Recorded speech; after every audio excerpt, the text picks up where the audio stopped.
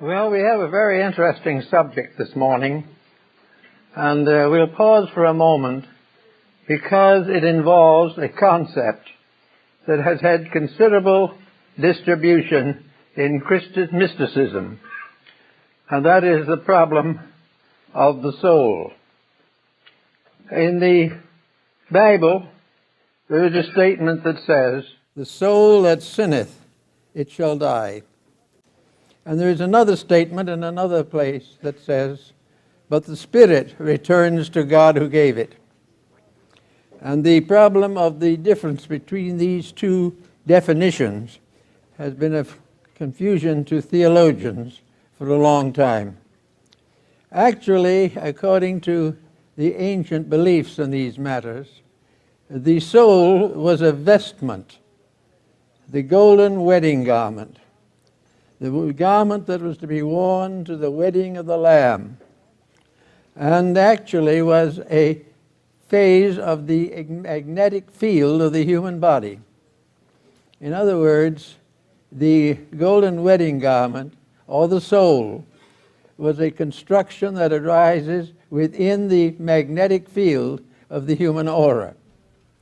In other words, as the works of goodness, as the desire to grow increases, and the individual makes certain changes and improvements in his own life pattern, there are changes in the magnetic field. Gradually, there becomes a transformation, and there appears in the field a luminous quality, which represents the goodness of our hearts and minds. This goodness increases as we increase in righteousness, and in the end it becomes a luminous vestment within the magnetic field, or within the aura. And when it attains to this magnitude, it is called the golden wedding garment. Now, this is the garment of righteousness, the garment that is earned by the labors of the life. It becomes also part of the great protection which guards the individual from within himself as he increases in understanding and insight. In all practical purposes, therefore, the story of the golden wedding garment, or the soul, is the story of the visible changes in the constitution of the magnetic fields of the human body, which tells us of the unfoldment and development of the being that has that body. Also, the aura or magnetic field does manifest to some degree in the visible world. And the works of the golden wedding garment are the labors of righteousness. As the individual increases in spiritual integrities, these integrities become a part of his essential consciousness. They are not moods that arise and fail. If the growth is genuine, these moods grow and continue until the individual's inner life is transmuted and transformed. Therefore, in a sense also, the soul becomes the stone of the philosopher, the mysterious alchemical mystery of the transformation of all base substances into the gold of wisdom. Therefore, when we speak of the victory of soul over circumstance, we refer to the growth of inner light over the pressures and problems of outer living. We find gradually that the strength to do it right develops within ourselves. We are not saved, so to say, by some outside force or by some legal or legislative change. We grow from within, and as we grow stronger from within, the adversities of the outside become less. The golden wedding garment, therefore, is also this mysterious elixir of life, one drop of which transforms 10,000 times its own weight. These terms, which are used in mysticism to guard the secrets from the profane, are also in a way mysteriously correct, for they represent the tremendous increase of inward power resulting from the transmutation of the base elements of life. Actually, therefore, we have to realize that under normal conditions, we are of this earth earthy. We are not bad, we are not evil, we are like all other creatures. We simply are made of certain substances, and these substances gradually gain dominion over us, and we react to these pressures much as the animal does, or any of the other kingdoms of nature. But these pressures, while they are present in the human being, are balanced by a tremendous power within the human being that is not present in the other kingdoms. In the other kingdoms, this greater power is left with group spirits, or powers that protect orders of life, not individuals. With human beings, however, the protection becomes individual. This is one of the ways in which we distinguish humanity from all the other kingdoms of nature. Humanity has the power of redemption within itself, and each individual has the power of redemption within himself. He must develop this power and must strengthen it and must permit it to manifest out into his daily life. And when he does so, he achieves the transmutation of the base substances of his body. Now, base substances in this case does not mean evil substances. It simply means matter, material, substance as it is in earth and on the ground beneath our feet. It is the natural substance of the natural world. But the individual is not of this. Though it may seem like a plant, his root is in material things. Actually, as Plotinus tells us in his essay on the beautiful, while the roots of man are in the earth, the flower and the seed is in heaven. And the gradual growth up is told in one of the European folklore stories, Jack and the Beanstalk. The beanstalk being the symbol of the spine with its various chakras and centers. Actually, however, the soul constitutes the sum of the things we have done well. It is the sum of the victories, little ones mostly, by which added together becomes the basis of redemption. The individual, in other words, must save himself. He cannot be saved by any outside power, nor can he be destroyed by any outside power. He must grow according to his own inward life and the powers that were bestowed upon him when he was set forth as a creature in this great world. Each individual, therefore, is building his own wedding garment. He's building his own soul out of his departments, out of his way of life, out of the parts of his nature, out of all the circumstances which occur to him every day. Life is a series of small victories over doubts, uncertainties, temptations. Wherever there is a victory, there is another flash of light in the soul body.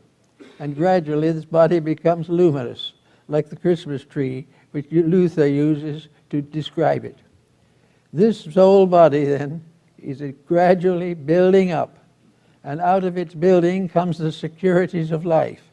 Out of the power of this increasing soul body comes the power to still improve more rapidly and make further growth. The immortality of man is growing up in him in a mysterious substance. His bodies have a material immortality in the earth. His spirit has an immortality in heaven. And between these two is the soul, the bridge, the mysterious elixir of transformation, which we find in our daily living.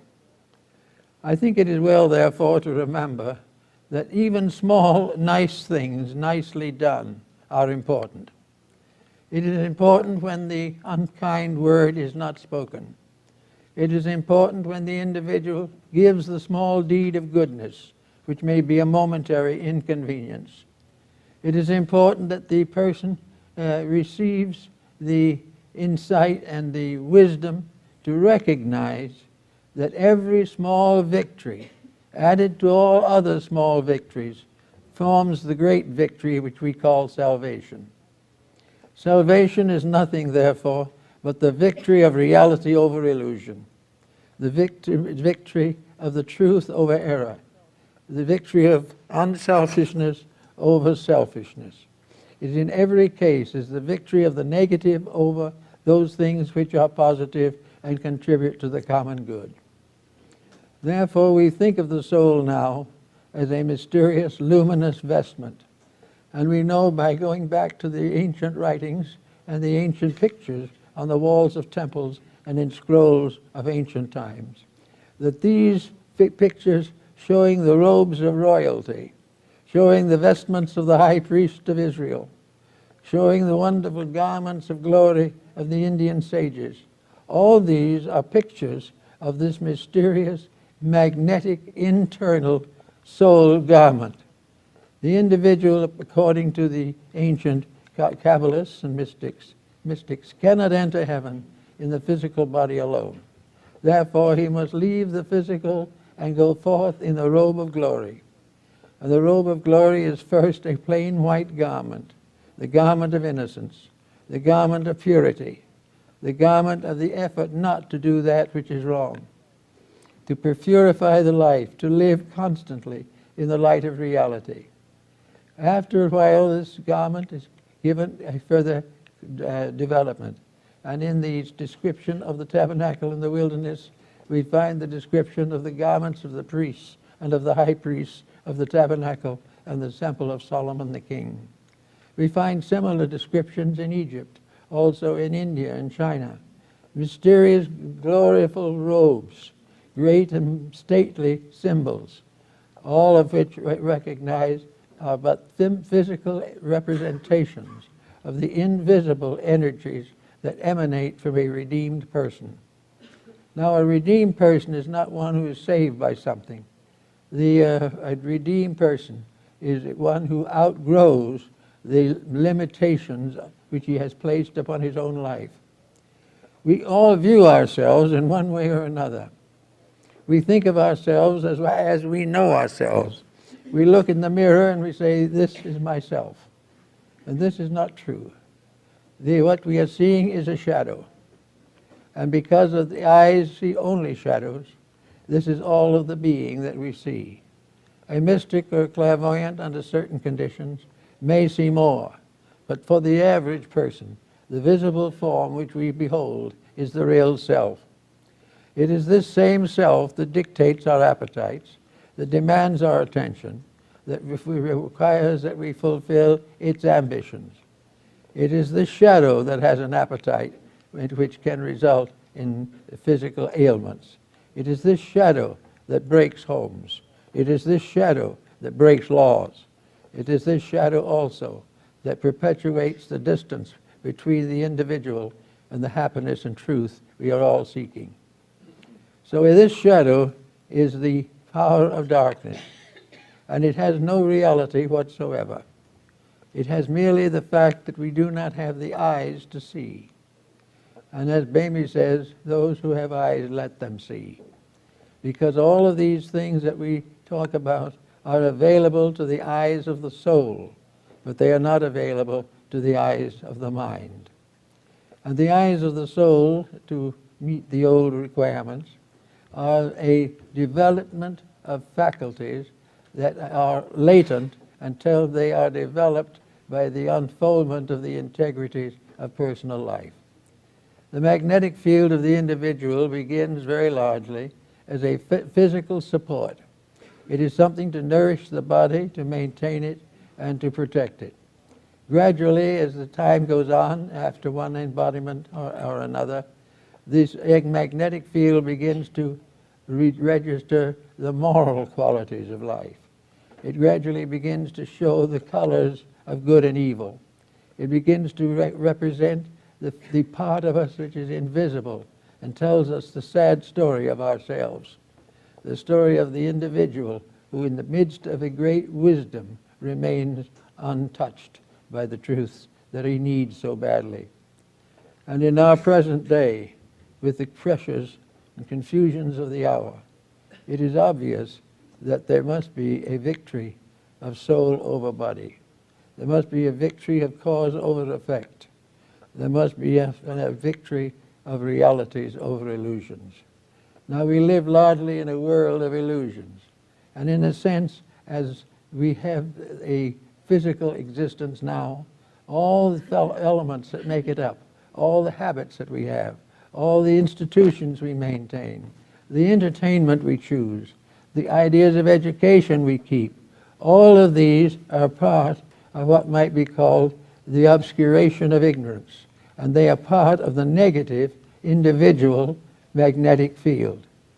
While we live in the negative field, we react to the negative factors, and little by little these negative factors destroy us, or at least they impoverish the spiritual values within ourselves, until finally inside of ourselves the colors and luminous forms of the magnetic fields become clouded and dark and dismal.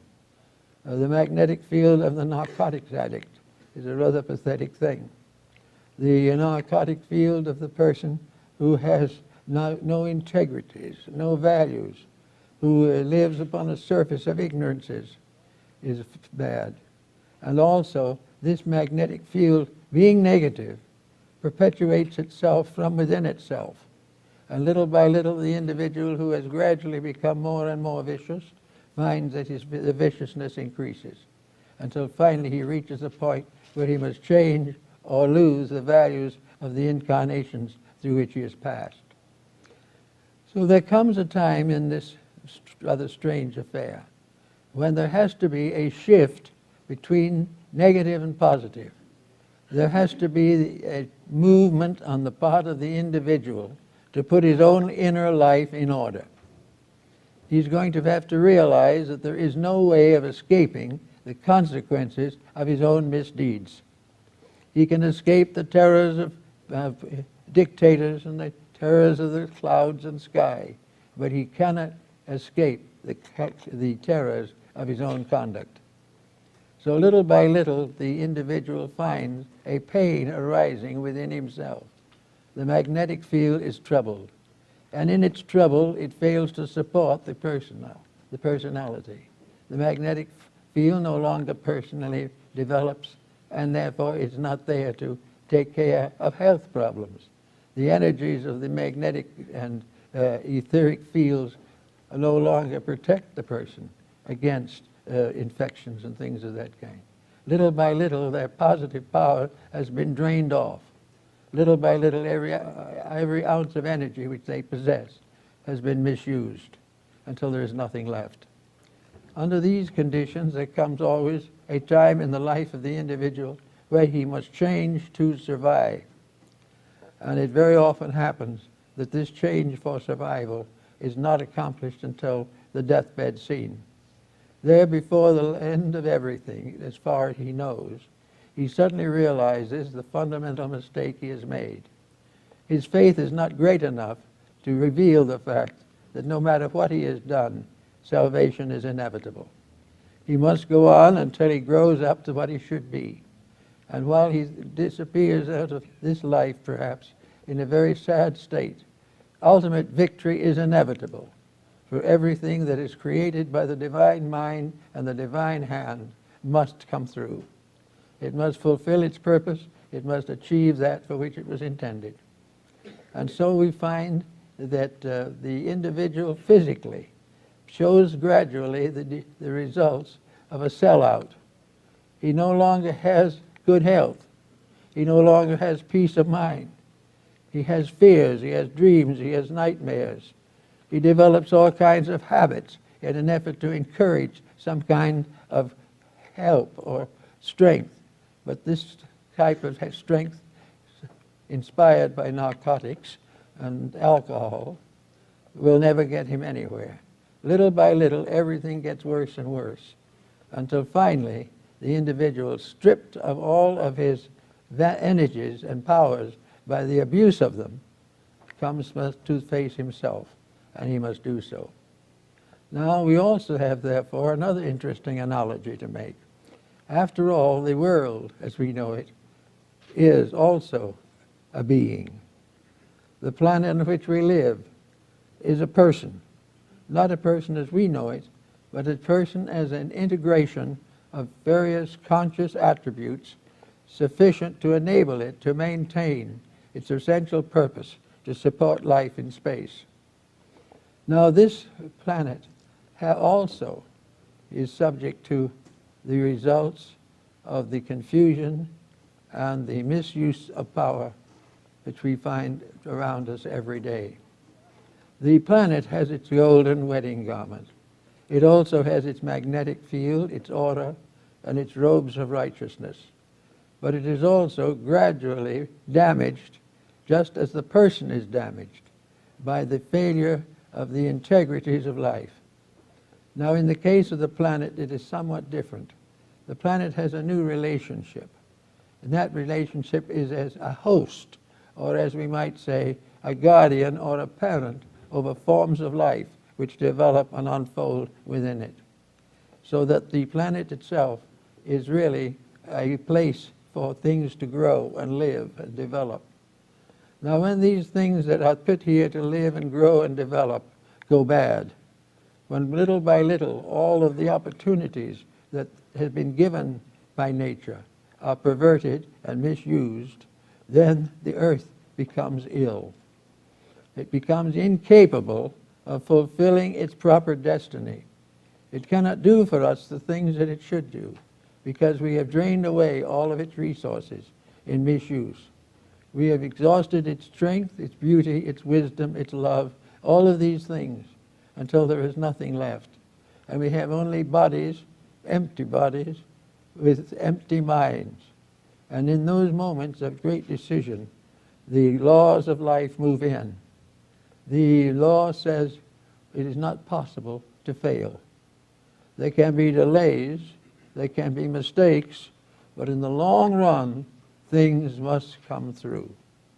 That which is created by the divine power will never rest until the divinity within it gains supremacy over all the rest. And so we have what we might call emergencies. These emergencies are wars, pestilences, they're health problems, weather problems, earthquakes, all kinds of indications of trouble. They correspond very closely with the nervous breakdowns of individuals. They have their parallel in the ulcers and the abscesses that torment us. They also, as we sweep through the sky, they have the migraines that are in space also. In other words, a sick planet is more or less revealed in the sickness of things that live upon it. And those things that live by sickness and live on a sick planet must be corrected. They cannot be allowed to go until they destroy. It is possible, according to the ancient writings, for a race or a nation to vanish from its own misdeeds. But the life in that nation cannot vanish. The powers of living and growing go on. And there is not one single fallen angel that must not be redeemed. And so gradually, those things that fail utterly fade away, and in their place come new things in which there is a greater amount of integrity. We are on such a step at the moment. Today we are facing again the result of continual abuse of resources. We are in the same position as the old alcoholic who has continually gone on drinking until he has nothing left but ulcers and pain. Years ago in the Klondike, there was a successful gold miner who found it rich and lived riotously for a couple of years and got very ill. And the little faint-father puny doctor up there said, there's only one thing for you to do, get to Mayo Brothers and let them take care of it. So he went to Mayo Brothers, and they took out 2/3 of his stomach.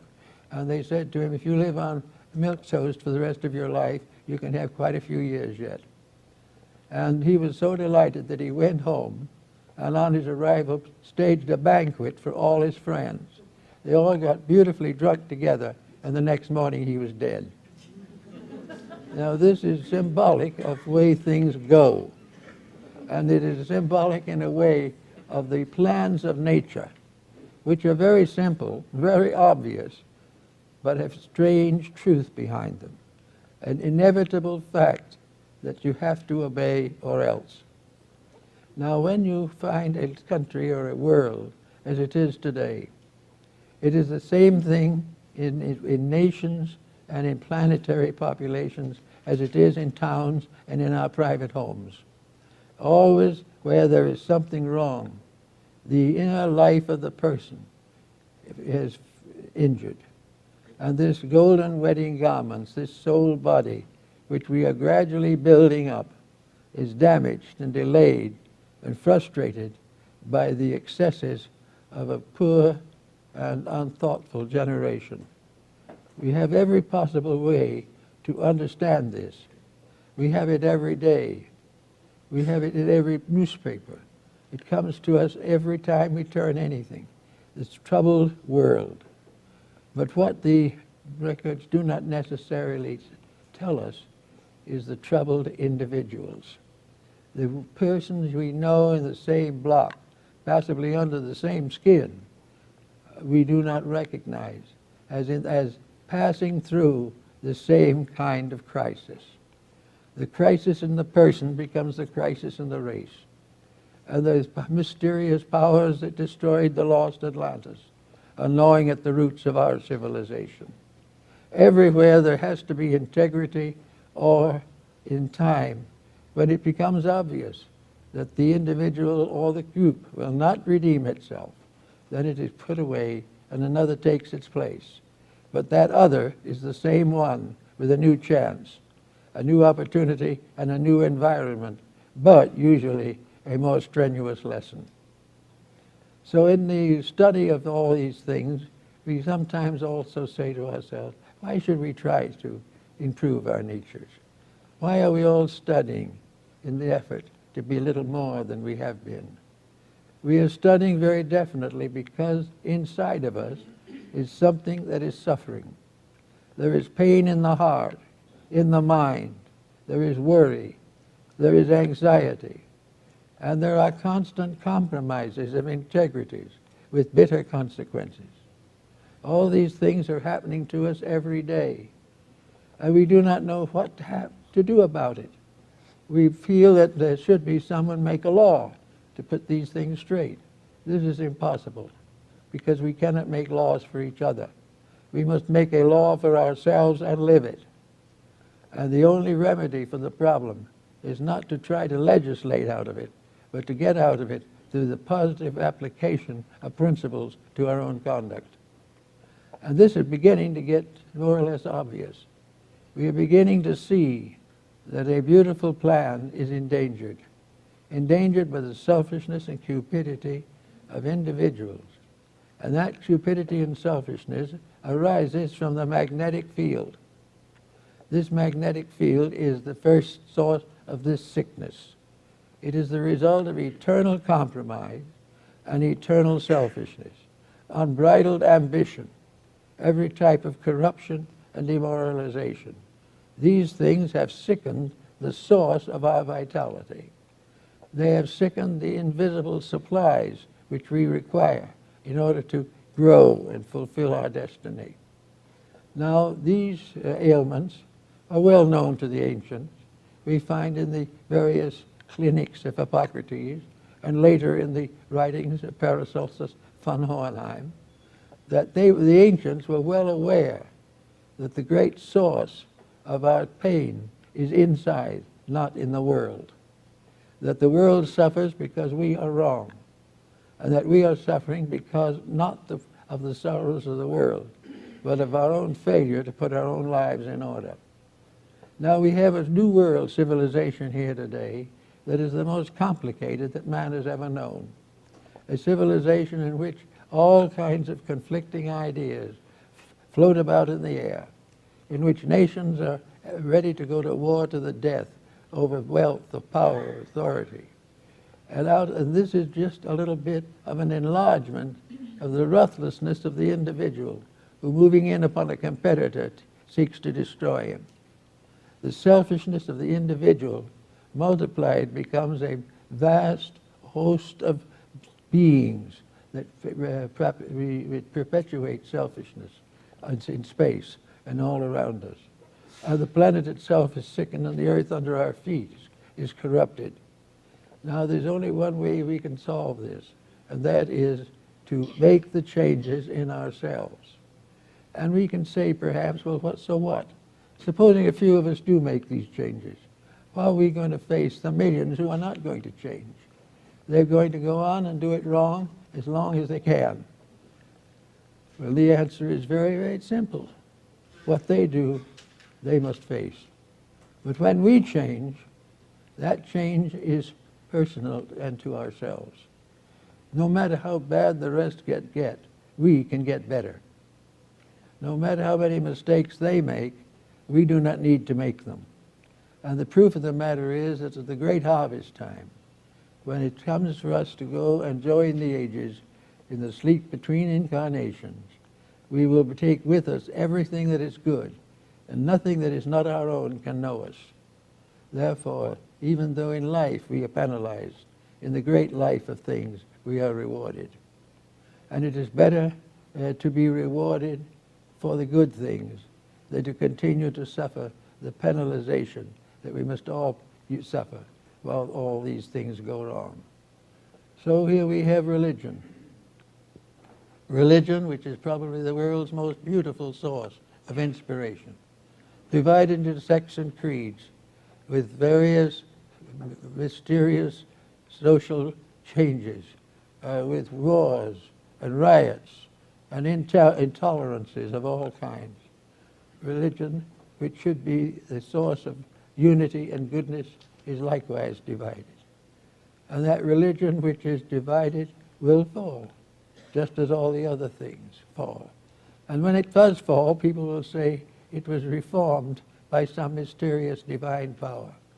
It was reformed because each individual who understood the facts changed their attitude, and in changing their attitude changed the destiny of the faith. Everything begins with the improvement of the individual. This is his realm. This was created for his perfection.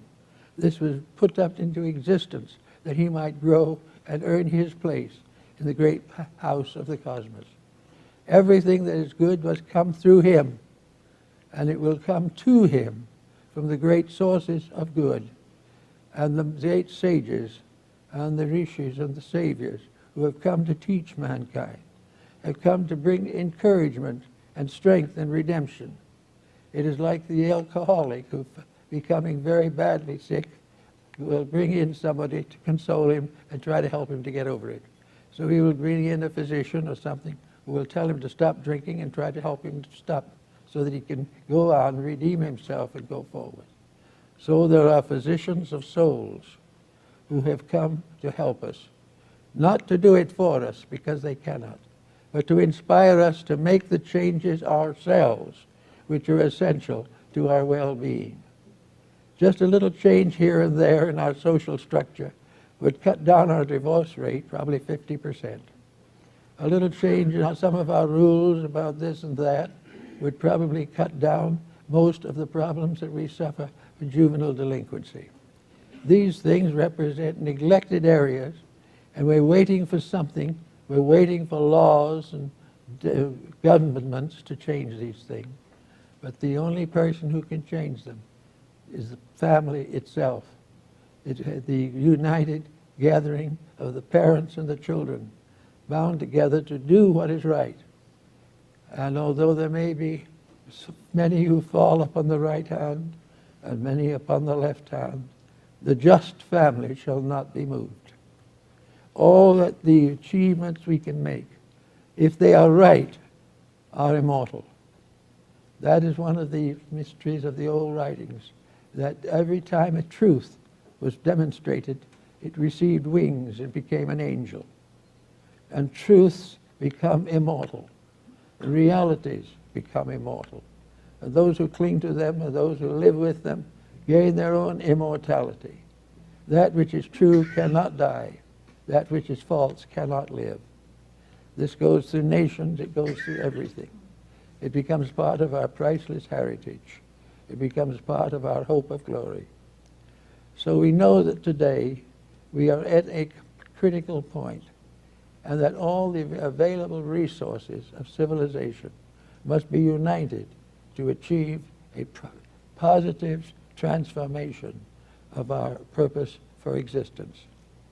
We will not cease or perish if we do not make the grade, but we will go back again into a hard labor, into struggle and strife, to gain once more, to the degree that we are now abusing the knowledge and wisdoms of life. As long as there is selfishness, there will be pain.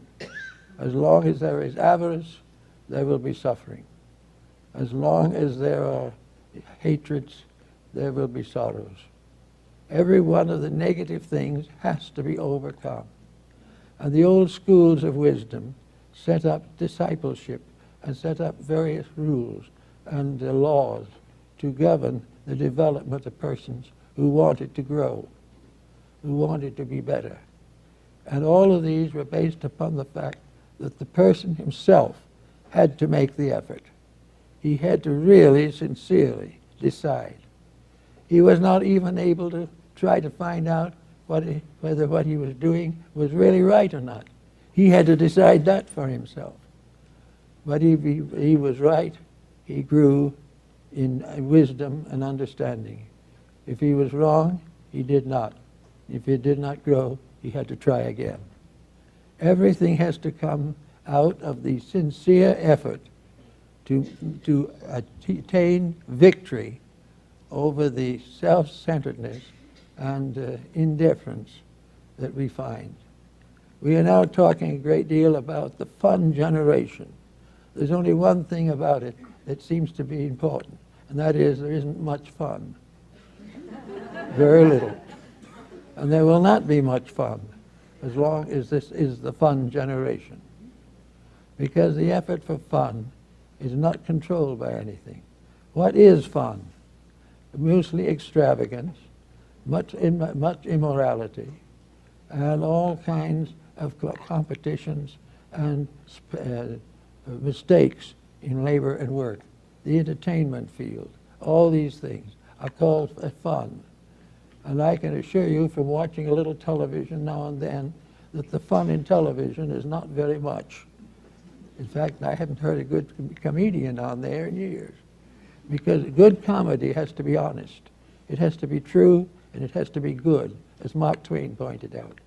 And what we call comedy is a snickering sort of thing. It's never going to be any good. And yet we spend hundreds of hours in front of these boxes, taking on the murders and the selfishness of our time.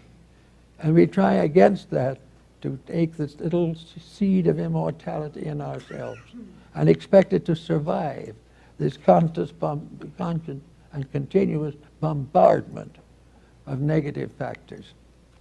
Each person can have his own way.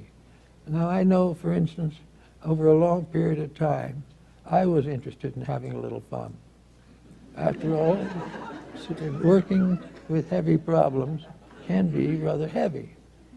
And I realized that if it got too heavy, I wasn't going to be able to do what I should do, that I would gradually get too tired, that I might get a little naggy now and then, or I might even lose my disposition. Not that I ever had one, but there's always a possibility of it being worse. Then I suddenly discovered the world of other things. The people that are now wandering around in all these fun actions are really not having much fun at all. They're really very largely spending money and waking up in debt. And those who spend enough money are waking up sick. And those who are very wealthy are waking up dead. It is not a very progressive problem. So we suggest looking around. There are all kinds of interesting and wonderful things to do, things that help us to learn. And we can go back to the old guild system that dominated Europe for centuries. That there was a joy in labor, and also there were various ways of growing beautifully and pleasantly, Remember the Meister singers of Nuremberg. They were the regular workers, the shoemakers, the carpenters, all these people. But they formed music choruses and had a wonderful time with them, and all kinds of special celebrations. And even the great gentry participated. And then there are all kinds of things: music, art, fine literature. There are all kinds of things to collect. There are hobbies and everything by which you can learn something, by which you can grow, and which you can combine pleasure with instruction and come out of the whole thing a little bit better enlightened and with a new appreciation for the wonders of life. But instead of that, we sit glued to the tube, and there we sit and watch mayhem that isn't even real, that is merely written, compiled, and presented for the simple purpose of selling products. It is a very bad thing. We are falling for it, but we must, as individuals, pull out of it. And if we do pull out of it, we will discover that we are never captured in it unless we capture ourselves. That there is no reason why the magnetic fields of the body should be contaminated. There are no reasons at all why the individual has to lower his moral code in order to keep abreast of his time. If his time is below him, he must rise above his time. If there are things that he should be doing and he is neglecting to have a fun that is never there, it is time for him to wake up. Now the answer has always been, you can't move all these people. You get one started, and you put a law in, and you think you've got something blocked, and immediately somebody comes up and objects. And there's a great big political system, a big congregation of voters and so forth. And of course, in mass of this nature, the majority is liable to rule, and the majority is liable not to be right. Therefore, that isn't the answer. You can't simply make a law against this and a law against that. What you can do is make a law for yourself. And I believe it was Woodrow Wilson who said on one occasion, it is better to fail in a cause that must ultimately win than win in a cause that must ultimately fail. And we have this problem on our hands today. We are mixed up in a cause that must fail. And we cannot necessarily depend upon others to see it our way. But we can try in every way possible to contribute nothing to the decay of life. Do everything that we can to make it better. Do everything that we can to make ourselves more fit for the job that is ours. If we could see the invisible structure of man, the tremendous amount of vibratory power there, the ages that were necessary to build all these bodies and vibrate them and vitalize them so that we could produce a standing, thinking, feeling creature that had within itself the germs of its own immortality. We have all these things, but we have not kept faith with them. And because we have not kept faith with them, we must now go back and start over. And we cannot be blamed for doing what is right ourselves. And if the world doesn't like it, it won't bother us, because we are only one person. But that one person being right is the secret of the beginning of righteousness. For in ancient times there were a few who were the great souls that led. Today we are in a different world. We are now in a world in which great souls must arise from the common people of the earth, and in so doing will make the simple laws of humanity dominant over the artificial laws and practices of our generation. I think we have to therefore recognize that it is our part to build this soul body, that it is within our right and our privilege to control the development of our own inner lives. Although all others may be unhappy, we may still be a little unhappy. But if we are doing the best that we can, there is a certain reward. A good deed is a prayer. A bad deed is a curse. We've had too many curses and not enough prayers.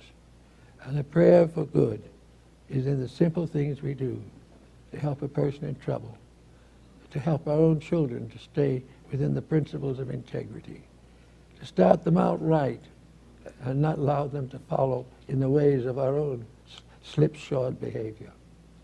Everything that we can do as an individual, we can do without much probability of being punished for it. Whereas most of the things we are doing now, punishment is inevitable and obvious. Let us try doing it right. Let us try to be one with progress, one with the law. And in the mysterious wedding of the Lamb, which is described in the book of Revelation, and which is part of our Christian heritage, those who attain the golden wedding garment come as great hosts of souls, luminous and beautiful, to attend the marriage of the Lamb. And this is the idea of it all. The marriage of the Lamb is simply the union of the individual soul with the world soul, and the return of the individual spirit to the spirit which is all spirit, always and forever the guiding power of life. We do not know where life is going exactly. We know where it will go for a time at least if it doesn't change its ways. But we do not know what lies ahead for the human being. But all of the great teachers of the world have given us a radiant, glorious picture of that which is waiting us. They've all given us the vision of that which comes to those who transcend the errors and follies of their times. And we have been given several great religions, which may differ in the names they have given, but are essential and identical in their teaching, that it's only those who live the life that can ever know the doctrine. So in little ways we can start living it, and in living it little ways we will grow in righteousness. So this is our job. This is nothing terribly difficult. All we have to do is to prepare to live quiet, moderate lives. False ambitions have slain the ages.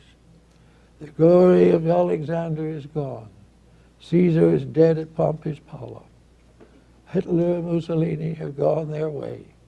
All of the great dictators have left, and left nothing behind but monuments to sorrow. Little dictators have the same fate. Those who create a business and then bankrupt it for profit. All kinds of efforts to grow rich over the poverty of others. All of these things are part of a way of life that has come to too many people now. A way of life that has resulted in the fact that our ingenuity has outstripped our integrity. We can invent many things, but we do not know how to use them. And that which we do not use, we will abuse. Once upon a time, there was a Roman who, digging in his garden, found a pot of gold. And he wrote a letter to the emperor. And he said, I have found a pot of gold. What shall I do with it? And the emperor wrote back and said, use it. And the man wrote again to the emperor and said, Sire, I do not know how to use it. And the emperor replied, then abuse it. And that is exactly what happens. We have so many ways of getting things, but not very many good ways of using them. To have a thing means the power, when in reality it is an opportunity to grow. And unless we make more use of these opportunities, things are going to get worse. Now we face a few years and a great transition. There is bound to be a major change. We're asking for it. Or if we're not asking, we're acting for it. We are demanding it. And out of this is coming some very interesting things. It isn't all bad news. There are some tremendous efforts being made now. People are growing as they haven't in a long time. There's a certain and definite reason for believing that the individual is beginning to know that he is not something with a free will in space, but that he is a creature under law, and that this law is a law of wisdom and mercy. As more and more the individual is becoming aware that out of his own integrity must come his own salvation. Realizing this and living accordingly, we can make a very powerful and positive contribution to the future of our people. There is no reason why we cannot do something every day to justify the belief that we are really working for a good cause. Now, as we here are trying to do a little something to help out as much as we can, we are most grateful for the wonderful help we have received. And we suddenly discover that in our own little world, there are people who want to live well, who want to do better, who want to think better, who want to add something to the substance of life.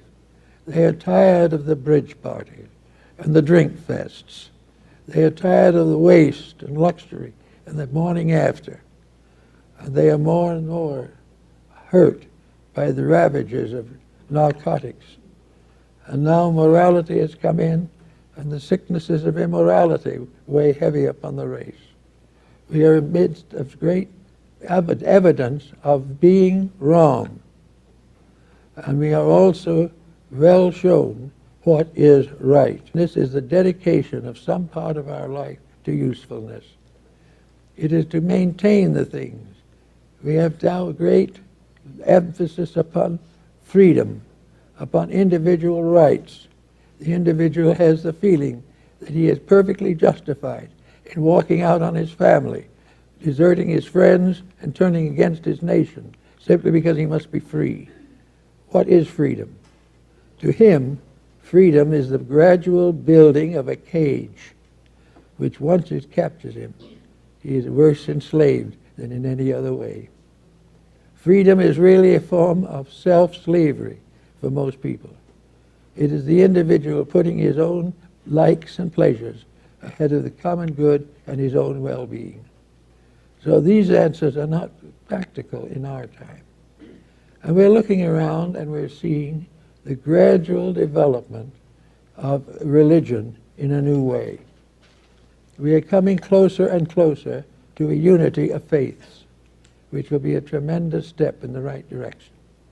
We are also coming to realize that religion is not simply attending a place of worship. It is bringing the truths of life into the home, into the family, and into the business. The real religion is in the shop, in the house, in the school, in the hospital, in the courts. Religion is not something to talk about theology. It is to live the golden rule, to keep the 10 Commandments, and to realize that regardless of all our sophistication, we will never be able to outgrow the Decalogue or the Sermon on the Mount. These are inevitable and eternal fixtures. We can break them, but we suffer. We can keep them, and we will get well. And this is something each person does for himself. He does not do it because his neighbor has done it, or because the community is doing it. Maybe he hopes it will. But even if the community is doing it, unless it is a personal dedication of his own, it will not bring an end to his own misunderstandings and misuses of power. So we hope that everyone will remember a little bit that this golden wedding garment is also, according to St. Paul, the garment of divine love. It is love rising triumphant. It is the proof that when we really, sincerely love, we serve. And when we really, really love, we give. And when our emotions are false, we take. So in this we have also the inspiration that for most people, love has been made a stranger. We hardly even love our own anymore if they interfere with our ambitions. We will desert those nearest to us if they hamper our freedom. Everything must be freedom. But no human being who is ignorant is free. And no human being who can be free, who holds immoral, unethical, or materialistic institutions as important. We all have to recognize that freedom is the privilege to be right, and that this privilege belongs to us all, and the reward of it is freedom from the disasters of our mistakes. And there is no way we could ever win this battle. Look at the sky. Look at the stars. We can go a long time before we can rule them, or go out and even explore them, or take a chance to visit one of them without imperiling our own lives. We cannot change the infinite, but we don't need to, because the infinite is right, and we have no rightness greater. And the infinite is infinite love, infinitely manifested throughout infinite time and infinite space. And in this divine love we live, and as we live it, gradually it moves into us and becomes this radiant body of the soul. And the soul is the love in us, becoming the love in humanity for all that lives. And when we have developed this and become part of a universe of love, we will have no more worry over the sins of the flesh. They will correct themselves beautifully. The little children will not be deserted. They will not come into the world sick to death before they are hardly born. These things must change. A genuine regard coming from within ourselves will not only help this, but when we begin to practice this, the light of the soul inside of us will grow brighter and brighter until soul power becomes master over all the brute force of the world, as it was mentioned by Mohandas Gandhi, so that all things are safe only when love makes the rules. And these rules made by love are found in all the great religions of the world, and also are inevitable and eternal in the human heart. Thank you.